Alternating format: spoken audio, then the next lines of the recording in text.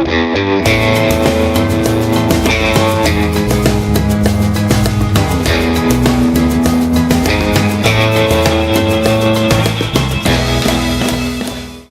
is this thing on? Hello? Hit it again. I think it's on now. Welcome to Hiker Trash Radio, where each week, Doc will drag some colorful characters out of the woods to talk trail and Type 2 fun. If you're aspiring hiker trash, or if you're just looking to understand the hiker trash in your life, look no further. So lace up those boots, gnaw on some jerky, and settle into your 20-mile pace as we fire up the podcast from somewhere deep in the backcountry. It's time to embrace the suck.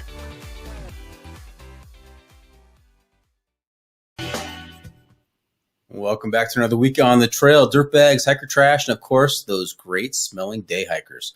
I'm Doc, and this is Hiker Trash Radio. Hey, if you like what we're doing over here, help us out. Take just a minute. Leave us a review on Apple Podcasts. And if you don't like what we're doing, well, just go ahead and keep that to yourself.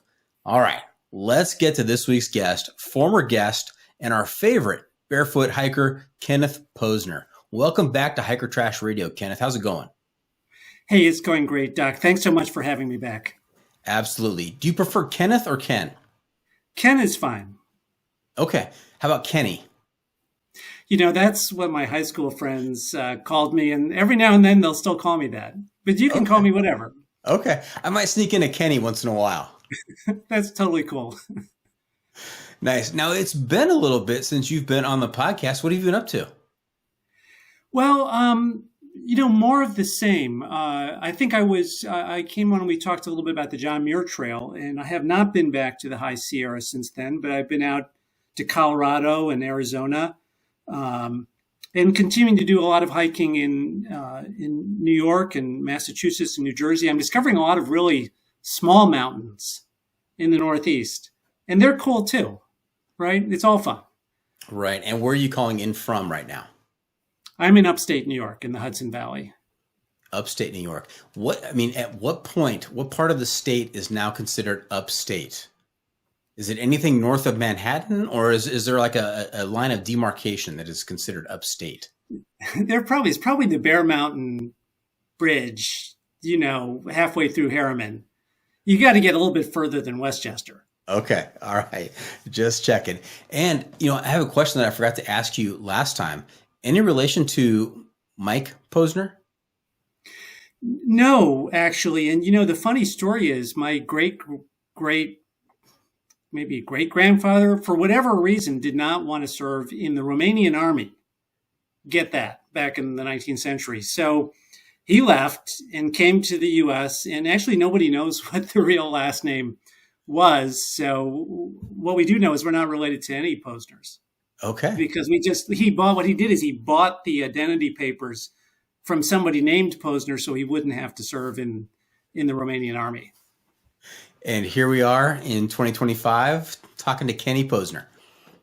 Exactly. Exactly. All right. And I forget, Ken, did you pick up a trail name along the way? I did.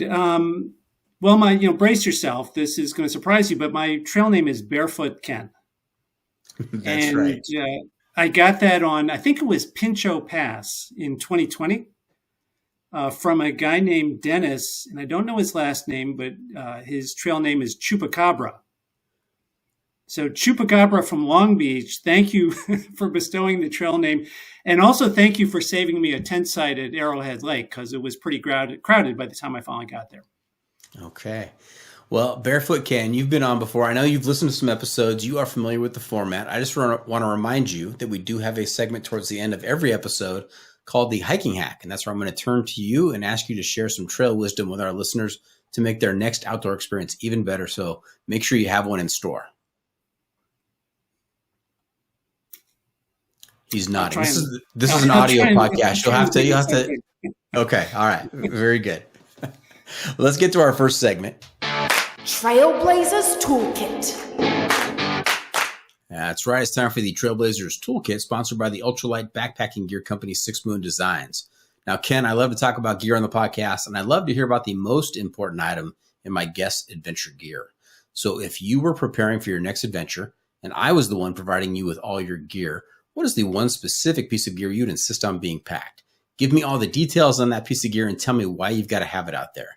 And this could be any kind of item. It could be gear, it could be apparel, it could be a luxury item. So Ken, what is that item in your toolkit? Well, the 6 Moon Deschute tarp, absolutely. And I think I got it in 2015. I've gotten 10 solid years out of it. I'm always astonished. It's so thin. But I've been caught in torrential downpours, and to my astonishment, I stay dry. So no hesitation. I've been caught on the John Muir Trail, and the kind of weather you get up there, plus steady rain in New England, and it works great. Yeah. Now I've talked to a lot of people who carry freestanding tents. They come with the poles. I've talked to people that have trekking pole tents, and you're one of the few to throw out a tarp. And so if people are scratching their head right now and listening and saying, tarp, I mean, how is the tarp experience different than the tent experience? And how are you able to stay so dry? Well, I mean, I got caught out on the John Muir Trail, and this was in 22 in some monsoon conditions. And the tarp did fine, but the problem was I got flooded. So I grabbed all my stuff and dragged it to another spot, and then I got flooded again. And I dragged it to a third spot, and I was just lying there watching the puddle get closer and closer, and it finally stopped. But I don't know. I think that people's biggest concern is about bugs. And, but you hiking all day, you get into your tent and your sleeping bag at night. So if you put a couple of drops on your face, if you have to, you're pretty much secure from the bugs. Now, I suppose a snake could crawl in and cuddle up with you in your sleeping bag, but I've never had a problem, and I've never wanted the extra weight of a full tent, at least in New England and the Southwest and California. How many snake encounters have you had on trail? Oh, I thought you were about to ask in my house. No, I'll spare you that snake that got into my house, but on the trail, well, we have timber rattlers out here, but not many. Well, you see them, and they're scurrying off under the brush, and it's cool to see them, but not many.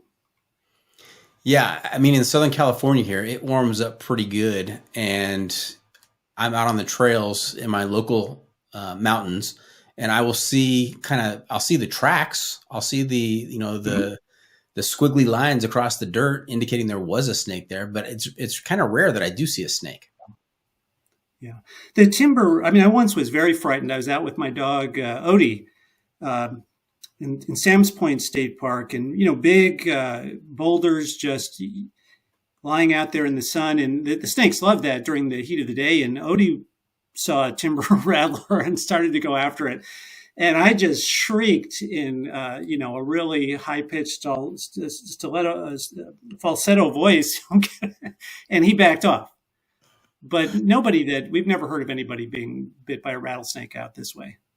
It could happen, but if you pay attention, and once one rattled at me, and that surprised me. That's a sound that makes you pay attention. I was going to pick up a rock and throw it at it, but it vanished before I could do anything stupid like that. Yeah, it got your attention, and you're right. It will let you know when it's there and you're getting too close. And so you mentioned that you went into a falsetto voice with Odie, and I think your first attempt was a stiletto voice, which I kind of like that, a stiletto voice. I was wearing stiletto. Sorry. Yeah. Okay. That's snake safety wear right there. Your stilettos on the trail. Exactly. Yeah. Okay. It's the hiking pole. That's right. It's time for the hiking pole, and that's pole spelled with 2 L's, like a survey, not like those things you carry in your hands out there. Do you remember this? Did you do the hiking pole last time? Yeah, I did really, really poorly, Doc. I think I scored a 30 or below, so I'm hoping to do better. Okay, well, we shall see. The hiking pole is sponsored by Triple Crown Coffee, dedicated to the craft of fine coffee and the preservation of our national scenic hiking trails. For each pound of coffee sold, Triple Crown Coffee donates $1 to the nonprofit organization working to protect that trail. So, Kenny, this is a 7-question survey. It's going to help me give you a score on the sanity scale from 1 to 100. with 1 being completely insane and 100 being completely sane. Now, fair warning, there's an automatic 20-point deduction for anybody wearing stiletto heels out there on the trail. So your top possible score is 80 tonight. What do you think? I'd be delighted to get anything close to an 80. But by the way, I passed the CPA exam many years ago with a 69, which was the minimum possible passing score. So I'd settle for that too if I could. Hey, you know what? C's get degrees, I think is the saying. And I think the passing score for the driver's test was a 70, and I got 77 back when I was 16. So, hey, they don't print that on the driver's license, so it doesn't matter. All right. So these are 7 questions, all related to hiking, of course. And you're not going to give me just the answer and move on. You're going to give me the answer and you're going to explain your answer. That's going to help me with my scoring. Okay. Now, Ken, you think you're ready for the advanced placement hiking pole questions? No. But I'll do my best. Okay. All right. Very good. Here we go. Question number 1. What is your worst decision on trail?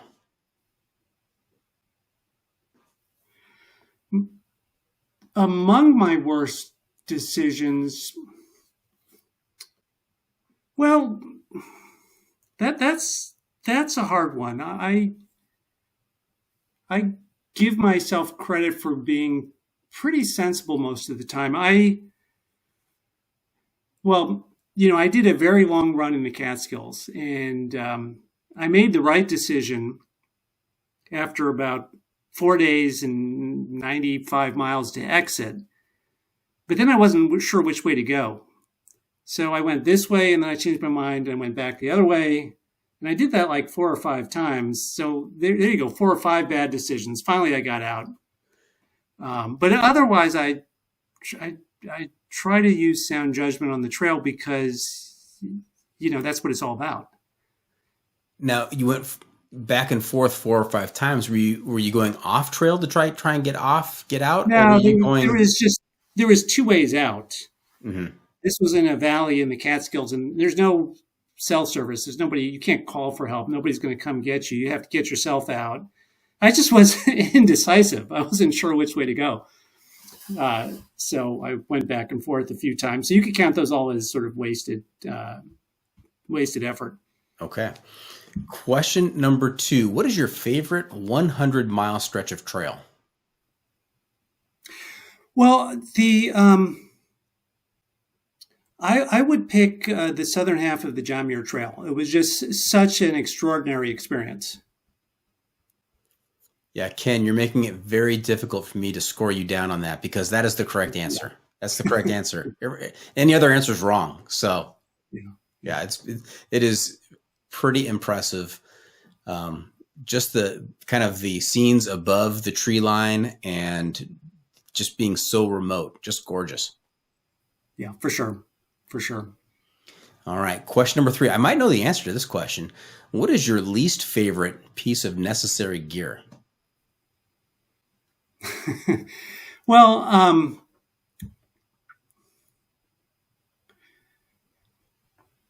I'd put trekking poles in there. Okay. And I've got a funny answer for you, because I don't normally use them. And I mean, they can be super helpful to get uphill at a faster pace, right? Leveraging yourself up. But when I use them, I tend to rely on them. And I feel like instead of keeping my own balance, I'm relying on them.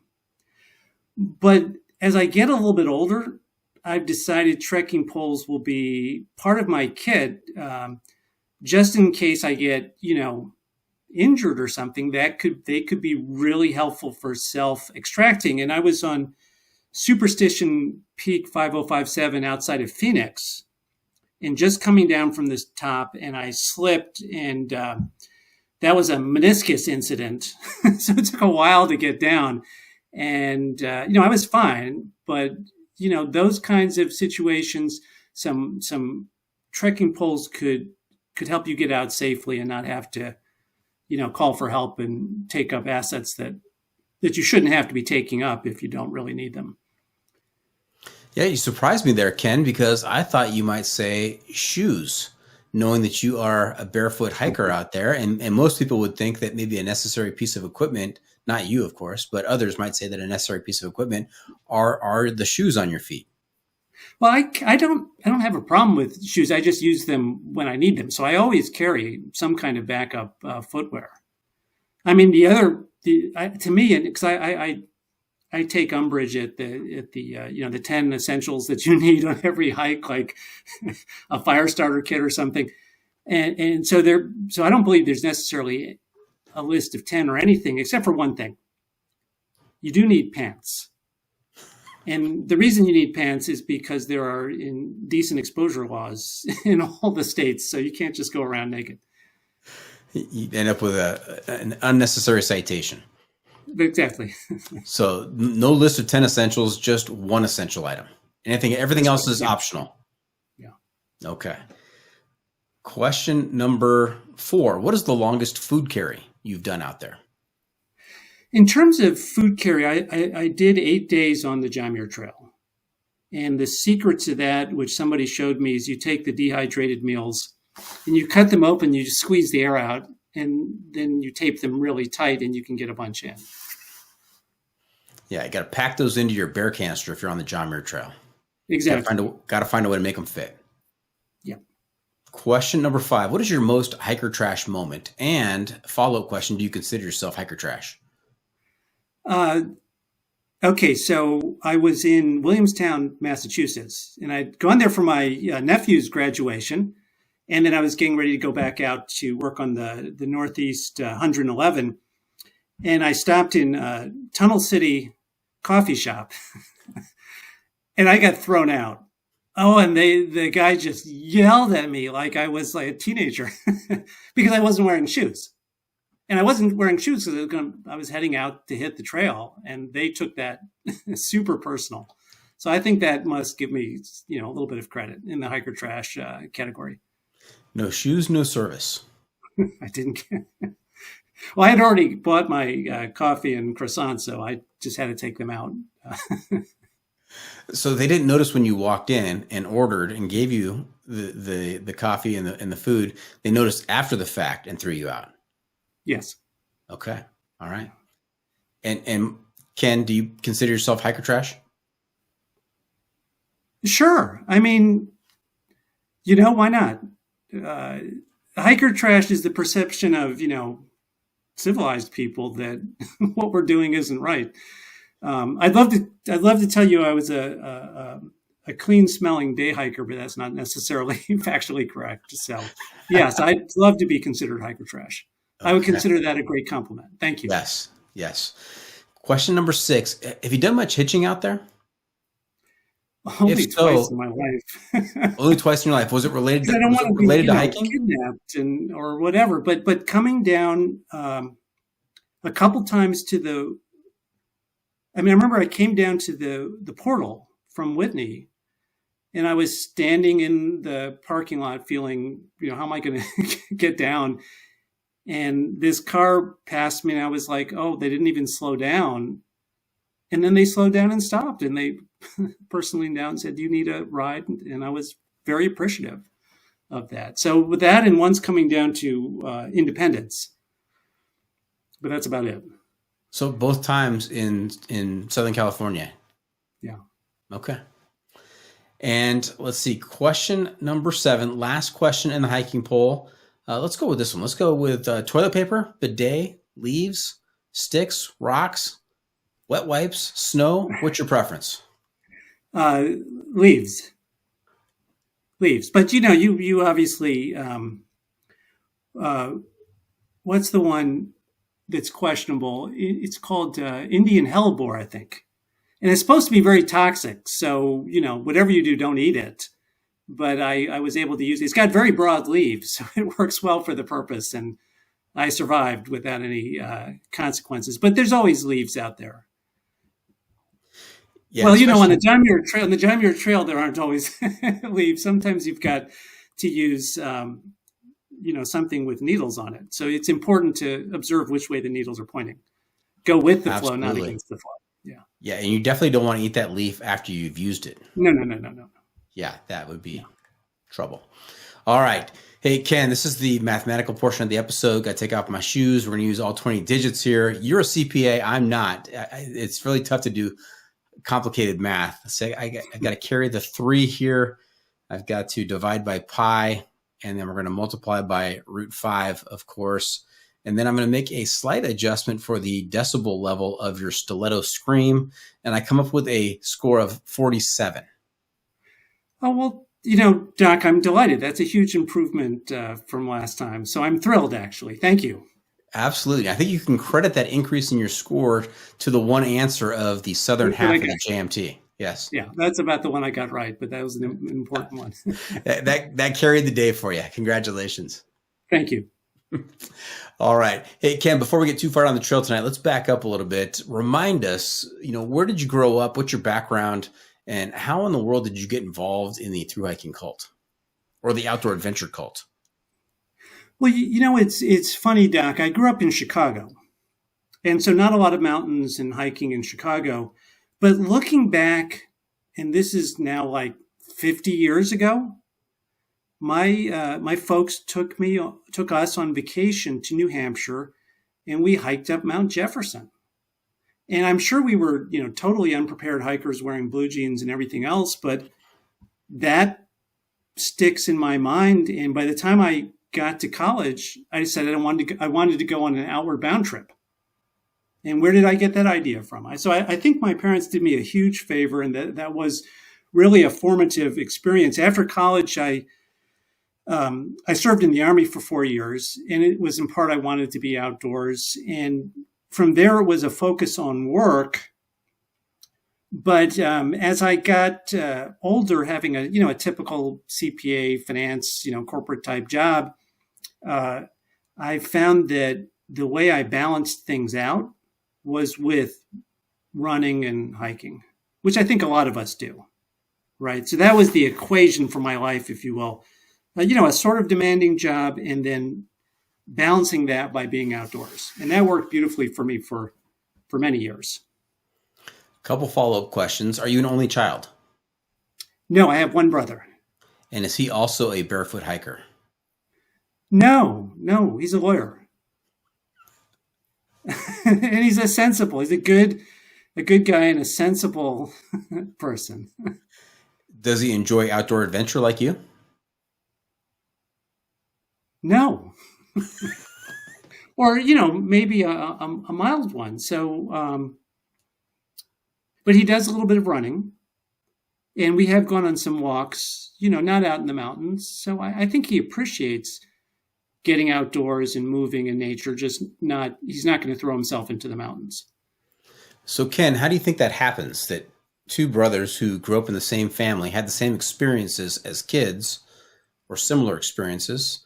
One really enjoys the outdoors and spends as much time as he can out there, barefoot doing his thing, and the other one, not so much. Well, he's smarter than I am.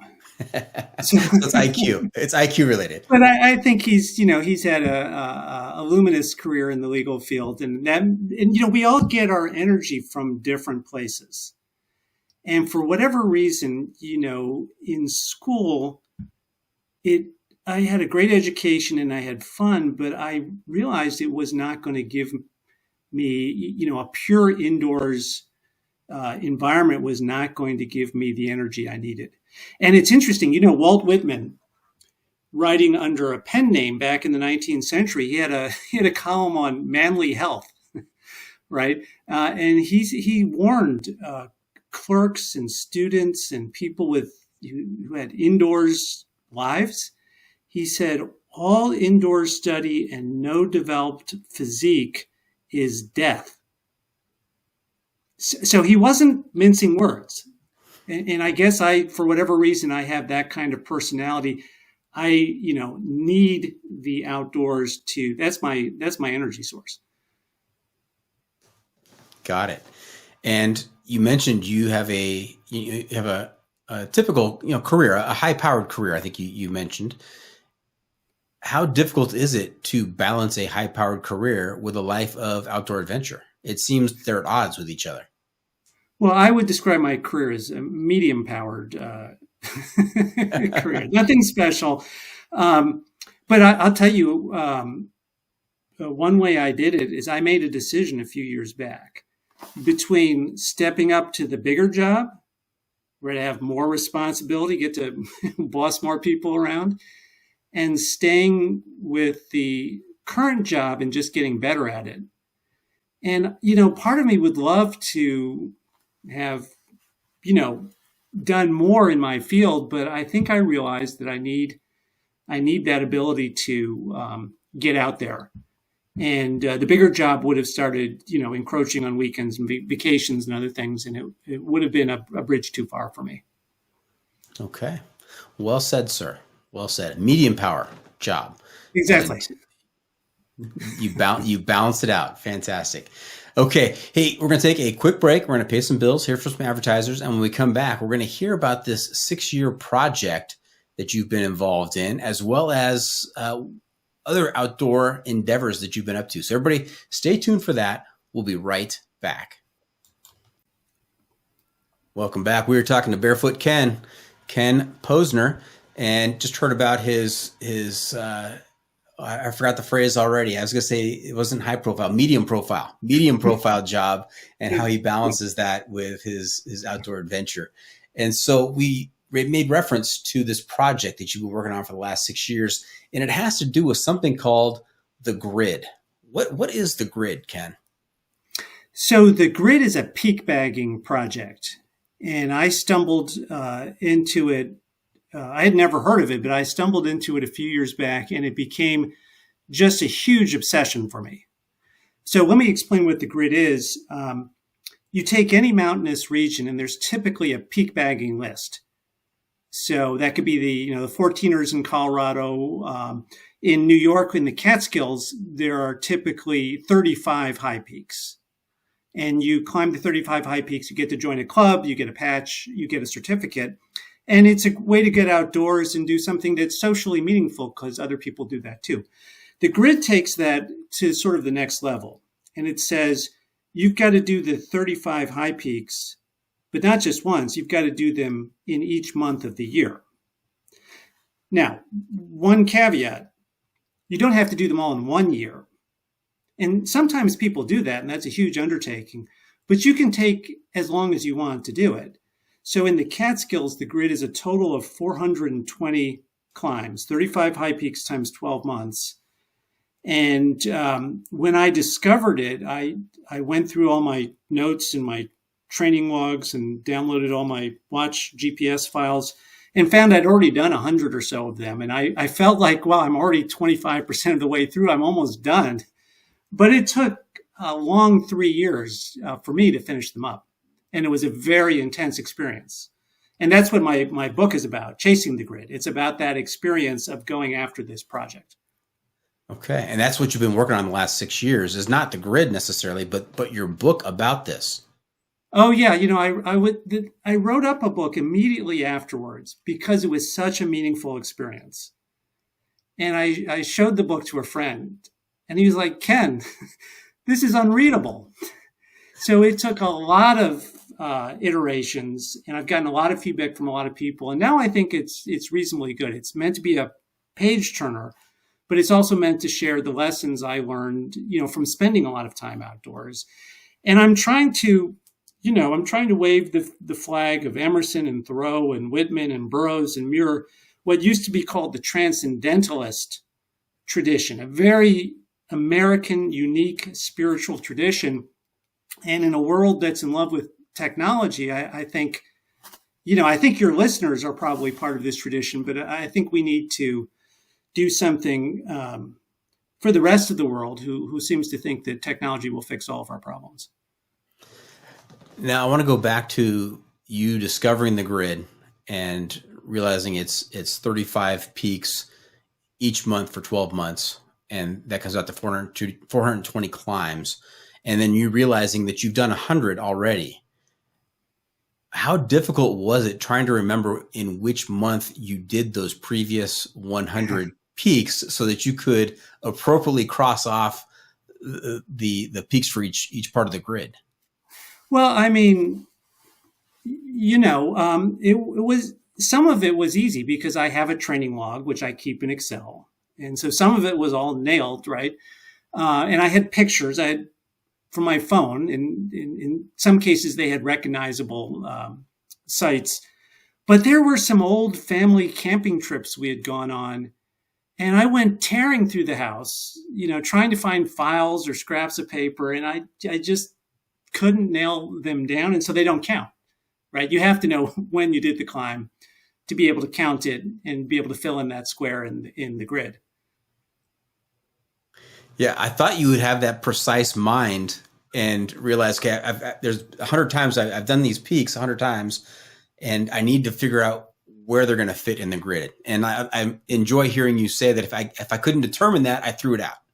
Yeah, and by the way, towards the end of the project, I discovered I was like, I don't like winter. One of the great things about the grid is it forces you out in every month of the year, including whichever months you like the most and whichever ones you like the least.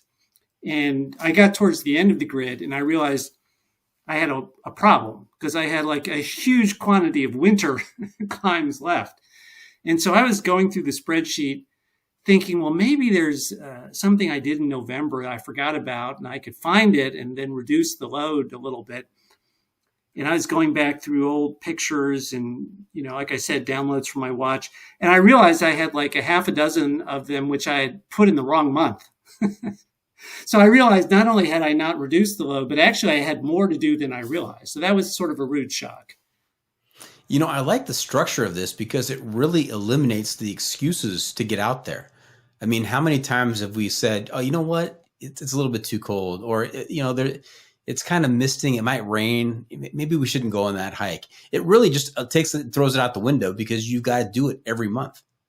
That's right. And you could stretch this out over years, but it was such an important project to me that I was determined to get it done in what turned out to be 2 years, to finish it in 2 years, because I was like, you know what? Other things are going to come along in life and interrupt me, and this is meaningful, and I want to get it done. But Doc, you're exactly right. Part of what the grid creates is this intensity in that, yes, you have to go out. And you know what? When it's gray out and raining, like in November, for me, that's hard to get motivated. Once I'm moving, I'm generally okay, but it's hard to get out. You can have, the Catskills are not like, the 14ers, but you can have difficult conditions. You can have deep snow and, you're snowshoeing uphill and it takes 3 hours to go a mile. That's not my favorite activity. So for sure it creates this intensity, but you learn about the mountains and you learn about yourself as you go through good days and not so good days. Let me ask you a few questions about your grid, if you don't mind. Please. So let's start off with what is your favorite season? Summer, for sure. And of those summer months, what is your favorite month? Probably August. Okay. August, it's dried out. In the Northeast, it's dried out, and it's not quite as humid as maybe July. And June can be beautiful, and June can be miserable and cold up here. Okay.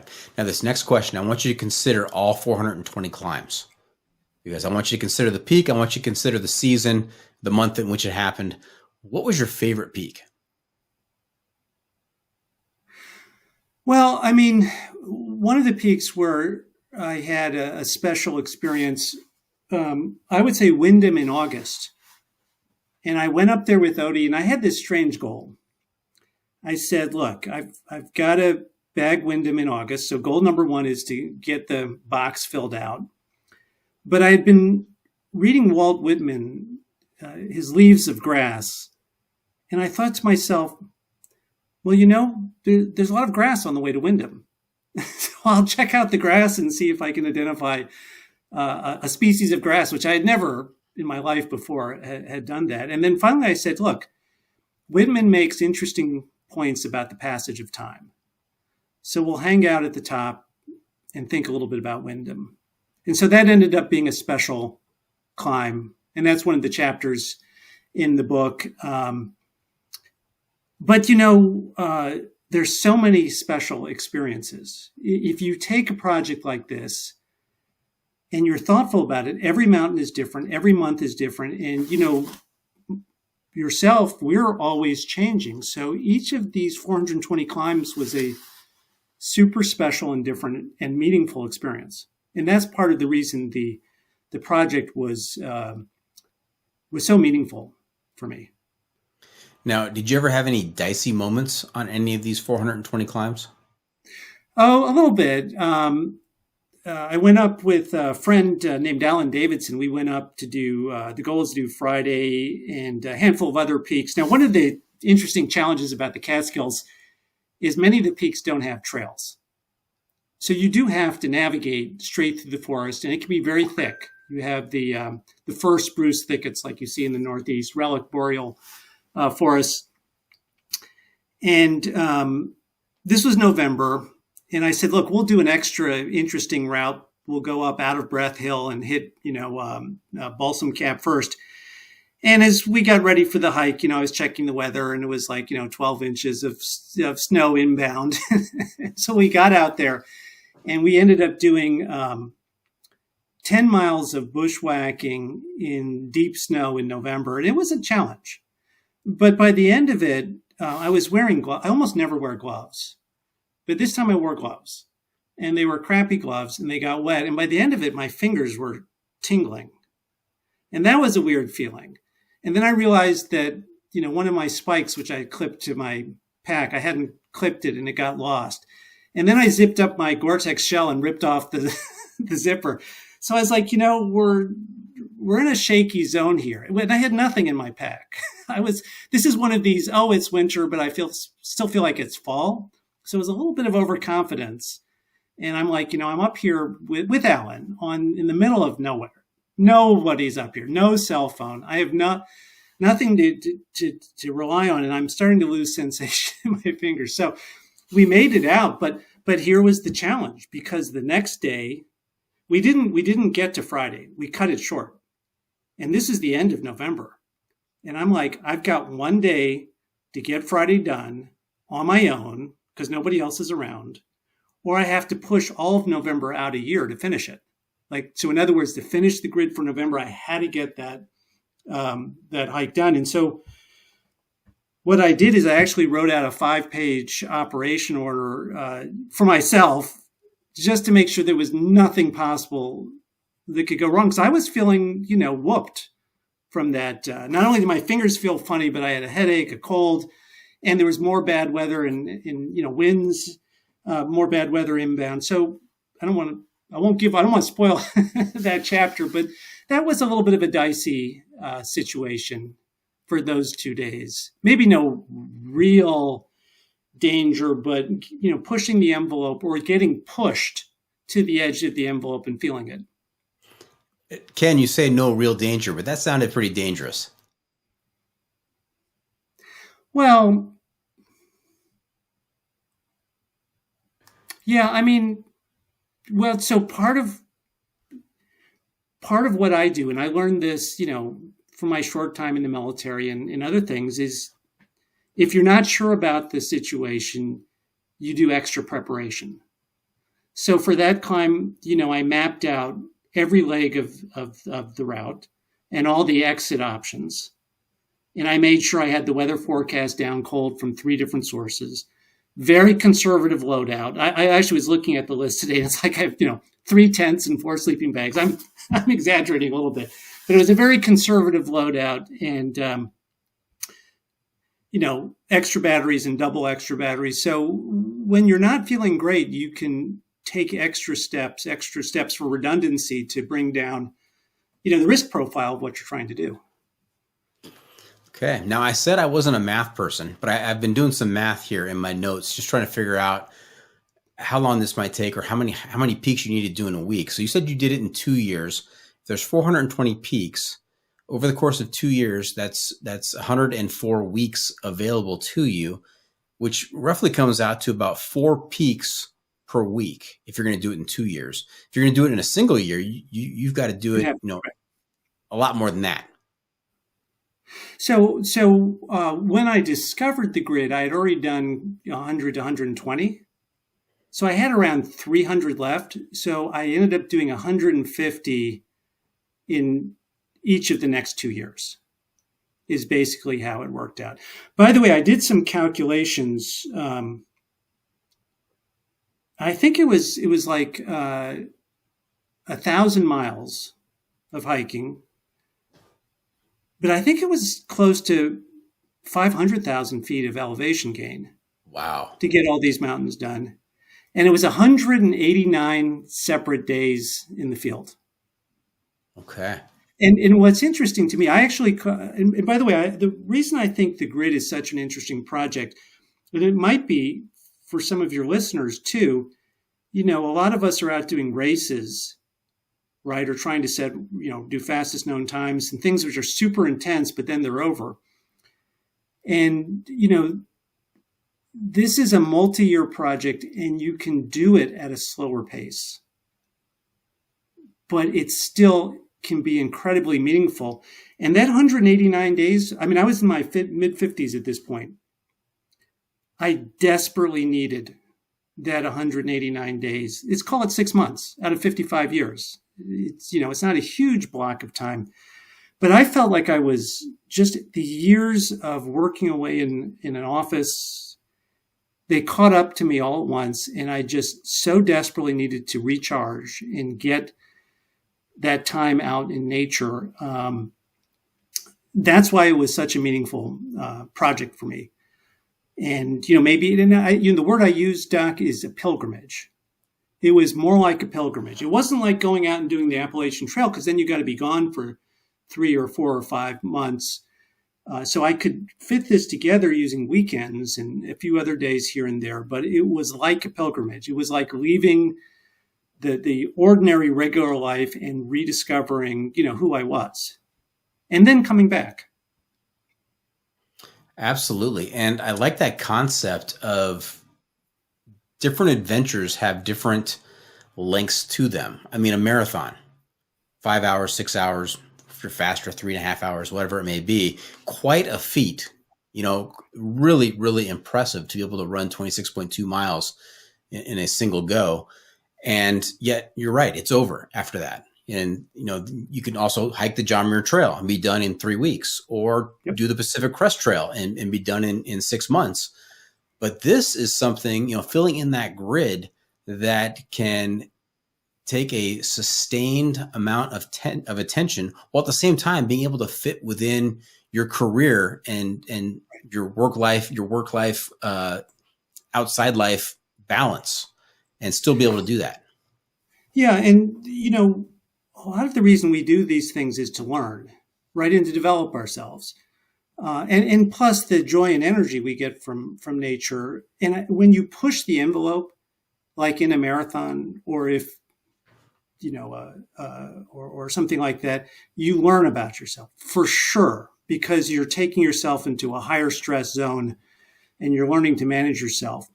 But you can learn in different ways. John Burroughs, who was the Catskills nature writer, super popular and famous at the turn of the last century, and a friend of John Muir, he has a great saying: to learn something new, take the path you took yesterday.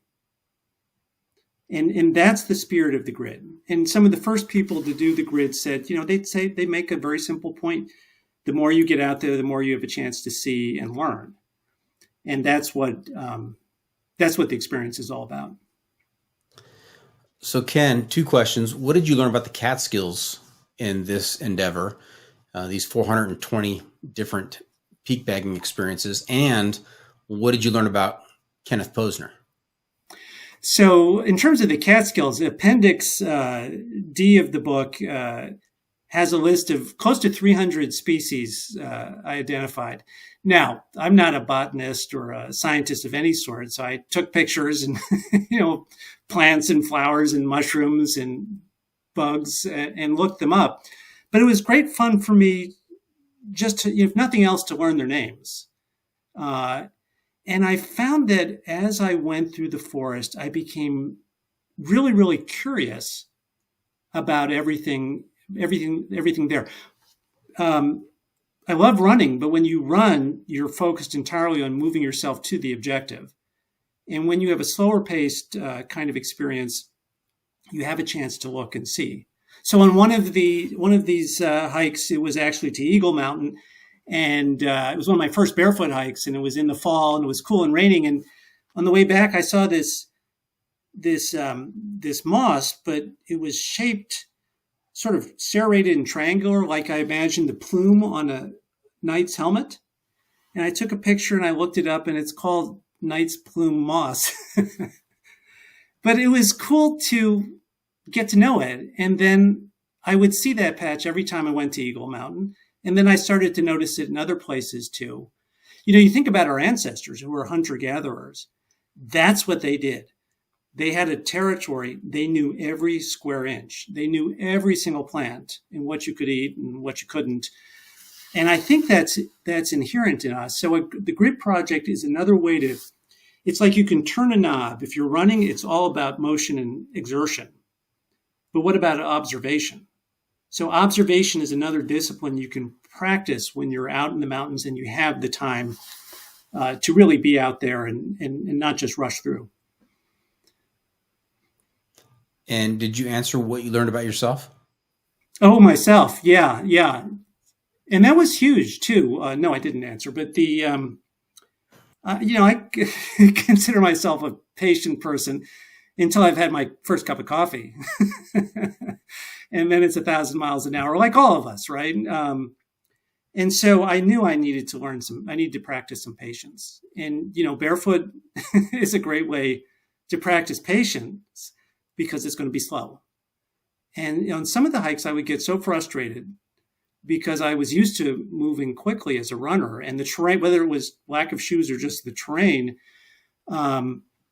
it forced me to move more slowly, and that was sometimes quite difficult. There's a great Emerson quote, "Lose the military hurry." And of course, I had some of that from my brief career. Lose the military hurry and adopt the pace of nature. Her secret is patience. So part of me knew I needed to practice that. And then the other thing that was, sort of a revelation to me is this. We all know that we're all egotistical, and egotism can be a major problem. And we've known that, since the Greeks who talked about hubris. But being out in the mountains, I started to realize sometimes my mind would be so much more quiet and calm than when I was, in the office or scrolling through Twitter or reading the newspapers or somebody would say something. I'm like, well, that's not right. I'm going to argue with that person. And you bite your tongue, but you get mad. And we're all like that. And I just came back realizing, look, nature is crowded and competitive too. Maybe try to understand where somebody's coming from before you lash out at them and conclude they're just wrong. Right? So being out in the mountains helped me get a little bit closer to that point of being, somewhat more understanding.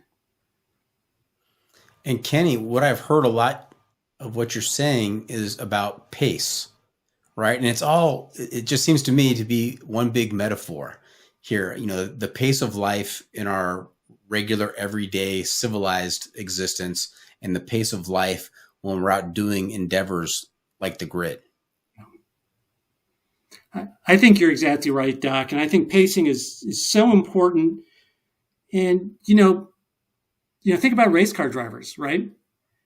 They got to go fast, but when they enter a turn, I've read that they've got to be within a half a mile an hour of their target speed to really get through that turn in the way they want to.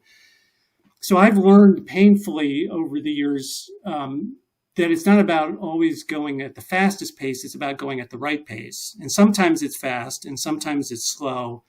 And it takes a lot of self-management to be able to move that throttle around, because we're under a lot of pressure, obviously, to do so much. I love that. The right pace. Ken, I'm always on the lookout for a trail name for the episode. And the trail name for this episode might be The Right Pace, because that's what we're talking about. Yeah. Multi-layered. Fantastic. Now, tell us a little bit about the book. What can we find in the book? You said Appendix D, so I'm assuming there are at least 3 previous appendices to that. What is the content? So the book is called Chasing the Grid, and it's on Amazon. You can pre-order it now. It's out in September.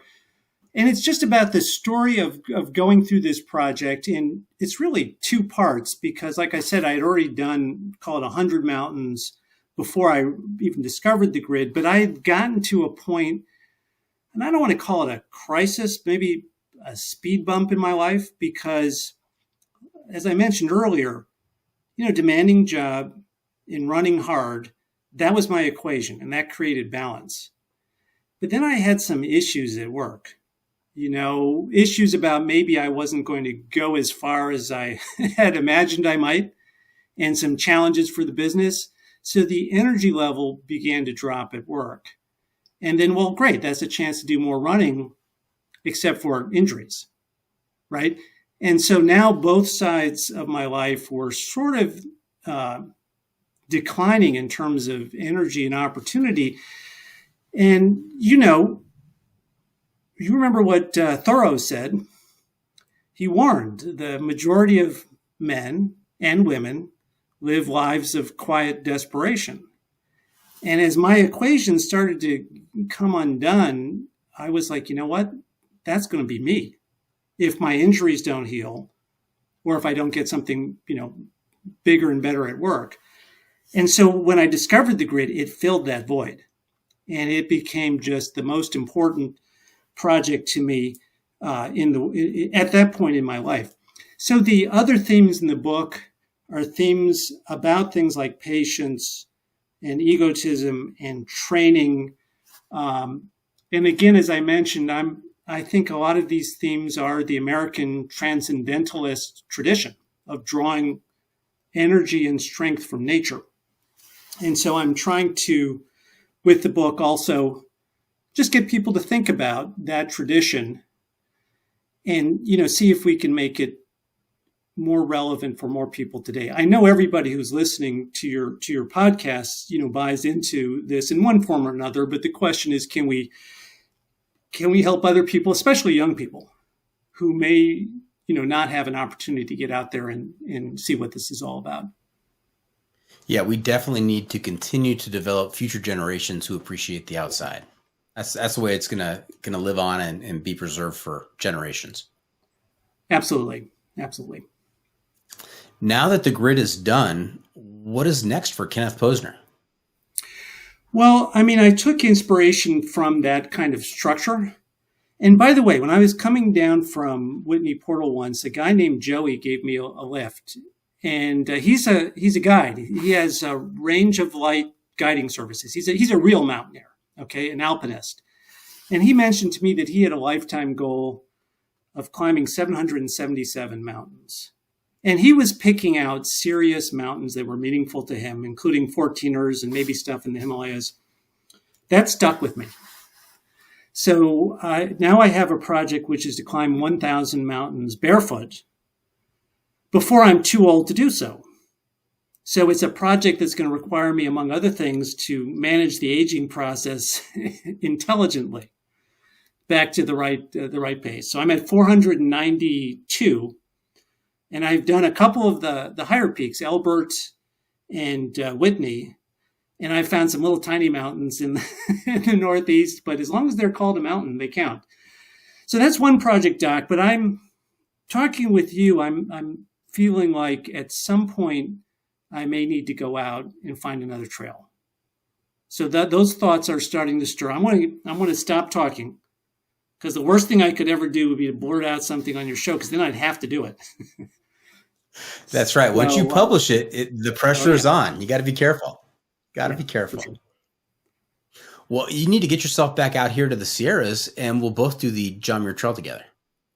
That would be great fun. I actually may come out to California maybe in a couple of months. There's some wonderful mountains in Southern California, right there, and there's some challenges there. They call them the 6-pack challenge. That's right. Yes. So I just came across that, and that's starting to look interesting. So if I can get my travel schedule set, I might go out there and do that. And then there's a mountain in New Mexico, Tzotzil, aka Mount Taylor. Tzotzil is the Navajo name. So that's on my list at some point if I can get out there as well. Nice. Hey, Ken, you know where we are right now? No, sir. Hiking hacks. That's right. It's time for your hiking hack. And this segment is sponsored by the outdoor clothing brand Magnet Designs. Through hiker owned and making quality ultralight craft outdoor gear by hand in Bend, Oregon. Designed on trail, built for trail life. Visit magnetdesigns.com with no E in designs. So Barefoot Ken, what trail wisdom do you have for our listeners to make their next outdoor adventure even better?